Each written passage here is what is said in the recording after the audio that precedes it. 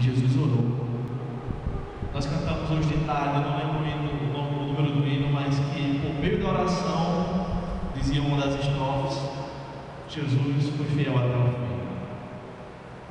Irmãos, no momento mais angustiante, no momento de maior ansiedade da vida de Jesus, o que é que ele fez? Ele orou. Paulo, você lê no livro de Atos, estava sempre orando. Nas cartas de Paulo, ele sempre ora. Capítulo 1 de Efésios, aliás, capítulo 3, versículo 14, ele diz: por essa razão, dobro meus joelhos perante o Pai. E aí ele começa a orar. Ele sempre orava também, você pode ler isso, é uma das tônicas das cartas de Paulo. Ele sempre orava pelo crescimento dos irmãos. Vocês têm orado pelo crescimento um do outro? Nós temos orado pelo crescimento mútuo da igreja. Paulo sempre orava.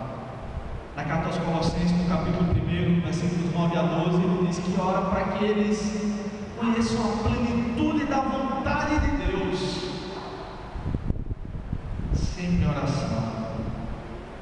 Sejam todos os vossos pedidos plenamente conhecidos diante de Deus. Como? Por meio de oração, súplica e ação de graça. Isto é, de todas as formas de oração. Ore sempre, peça sempre a Deus, coloque tudo diante de Deus, ore de todas as formas possíveis e ore com ações de graças. Orar com ação de graças significa pelo menos duas coisas. Primeiro, agradecer sempre a Deus por tudo que recebemos. É dar graças em tudo, dar graças por tudo, dar graças como Jó deu graças pelo momento de dificuldade. Assim a gente deve orar diante de Deus, sempre agradecendo. E orar com ação de graças significa confiar tanto em Deus, que mesmo antes de Deus responder aquela oração, nós já podemos louvar, nós já podemos e devemos agradecê-lo. Porque se nós orarmos conforme o Senhor ensinou, naquilo que nós conhecemos na oração do Pai Nosso, nós devemos orar pedindo a vontade de Deus. E seja qual for o resultado, seja o sim ou não de Deus, podemos agradecer, porque Ele cuida de nós, como um Pai que conhece todas as coisas e como é tão poderoso. Eu gosto muito de uma canção cantada por João Alexandre, que pelo menos eu disse deve conhecer. Os irmãos que não conhecem não sabem o que estão perdendo. Ele fala do tapeceiro. Ele diz: tapeceiro, grande artista, vai fazendo o seu trabalho, traça mil voltas sem perder o fio. E ele diz que a nossa vida, minha vida, é como uma obra de tapeçaria, tecidas de cores alegres e vivas, que fazem contraste no meio das cores nubladas e tristes. Se você olha do avesso, nem imagina o desfecho. E assim é a vida do cristão. Às vezes a gente não entende, e às vezes a gente diz: nossa, como minha vida está sem sal, está sem gosto, não está bonito como eu queria que fosse. Às vezes a gente está só olhando o tapete pelo avesso, irmãos. Mas se a gente bota o tapete do lado certo, vê aquela obra de arte, aquele tapete lindo, Deus descendo a nossa vida de uma forma que a gente às vezes nem percebe, só percebe depois. João capítulo 13, Jesus foi lavar os pés aos discípulos e disse: vocês entendem o que eu faço hoje, você vai entender depois, Pedro. Às vezes a gente não entende o trabalho de Deus, mas a gente já pode dar graças. E eu me emociono quando eu leio essa passagem bíblica, porque Deus falou profundamente comigo e com minha esposa nessa passagem 4 ou 5 vezes, de forma clara e direta, em ocasiões diferentes. Nós estávamos para casar e não tínhamos dinheiro, como ainda hoje não temos. As coisas estão melhorando, graças a Deus. E a gente queria a nossa casa, né? Queria a nossa casa. eles vão pagar aluguel. E até brinco às vezes com alguns amigos, porque eu digo, El em hebraico significa Deus. E aí você vê alguns nomes bíblicos que têm um significado profundo. Daniel, Deus é o meu juiz. Betel, casa de Deus. E outros nomes mais que tem El no final, El. E a língua hebraica faz isso, junta o nome de Deus com casa, né? Betel, casa de Deus, juiz e Deus é meu juiz. Aí eu falo assim às vezes, só tem uma coisa que não é de Deus, é aluguel. E nós começamos a orar uns 2 anos antes de casar, indo numa casa a Deus, sem perspectiva nenhuma humana. E aí Deus, de propósito, começou a falar nesse versículo: não andeis ansiosos por coisa alguma. Esses 2 versículos. E falou de forma clara e direta 4 ou 5 vezes. Eu olhava para a cara da Kelly, ela olhava para a minha cara e Deus vai fazer uma grande obra aí. Porque eu não estou. Em vez de dizer, faça, vai por aqui, vai por ali, não fiquem ansiosos. Para implementar a conversa, comprei um apartamento com R$500 no bolso, pelo dinheiro que eu tenho. Não tinha nada, nem para dar entrada, e umas ofertas de quase R$4.000. Precisei ressarcir apenas R$50, a dívida foi perdoada.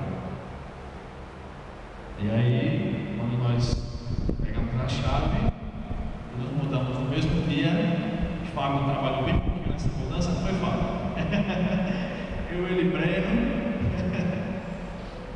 E aí, nós oramos e louvamos a Deus, porque Ele disse para a gente não se preocupar. A gente se preocupou, pedimos perdão a Ele, louvamos a Ele pelas obras que Ele fez. Não fique ansioso, irmão. Ore. Quando ficar ansioso, ore. Não importa o lugar que você estiver, no ônibus lotado, no peixe, dentro do peixe, no fundo do oceano. Ninguém lhe vendo como Jonas, mas Deus está vendo. Aquela oração que a gente faz sentado no canto da árvore e a gente nem lembra mais. Deus não esquece. Deus não esquece. E aí, quando a gente fizer isso, orar.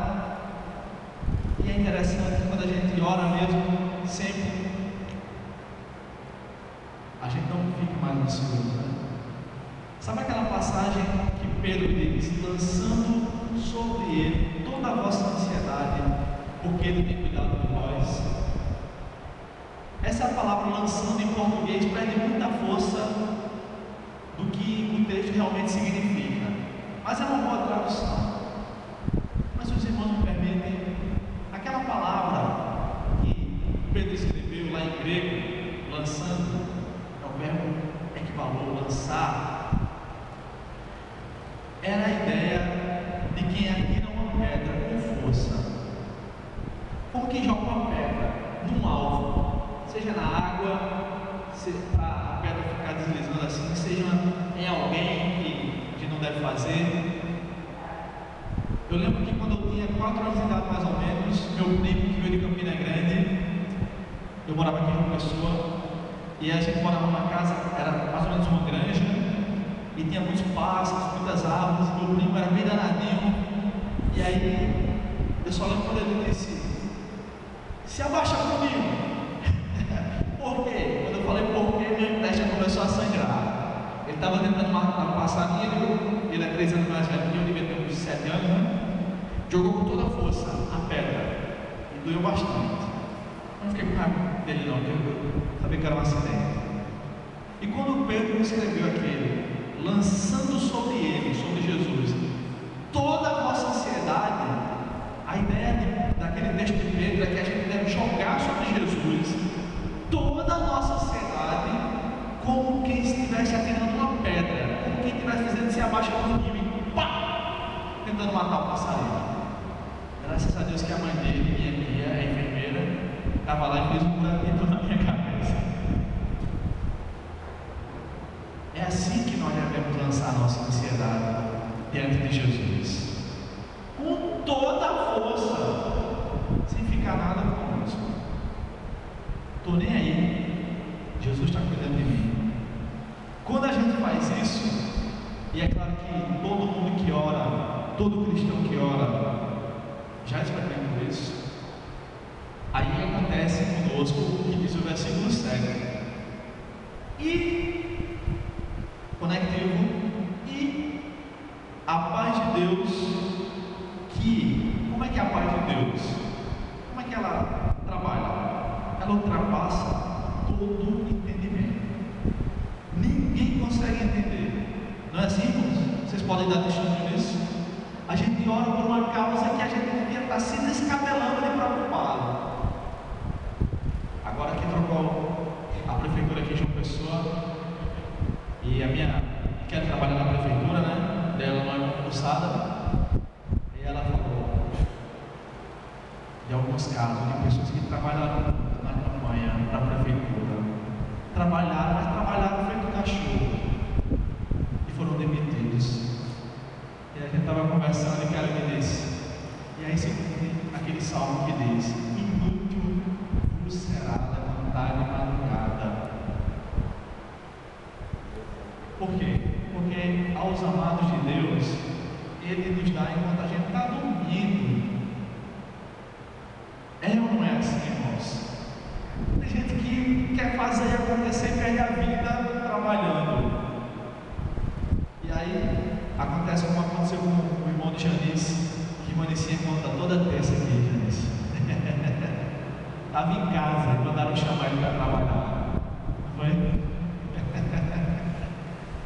Essa paz que fica no nosso coração ultrapassa todo entendimento. Porque o ímpio, aquela pessoa que não teme a Deus, não entende a nossa paz e não entende esse tipo de trabalhar. Porque não tem confiança, não tem quem confiar. Mas nós não. Nós temos o Senhor. Quando a gente está triste e dá vontade de chorar, a gente ora. Pode até chorar, mas é diferente. A paz de Deus, que ultrapassa todo entendimento, guardará o vosso coração e os vossos pensamentos. Aquelas setas malignas que vêm, será que vai dar certo? Será que Deus ouviu? Deus ouve tudo. Guardará o nosso pensamento em Cristo Jesus. Então, irmãos, conclusão. Ao invés de ficar ansioso, ore. A oração é o melhor antídoto contra a ansiedade. Muitas pessoas com doenças na alma hoje em dia, ansiedade excessiva provoca algumas doenças. Vamos orar mais, vamos confiar mais em Deus. Deus sente prazer quando nós confiamos nele.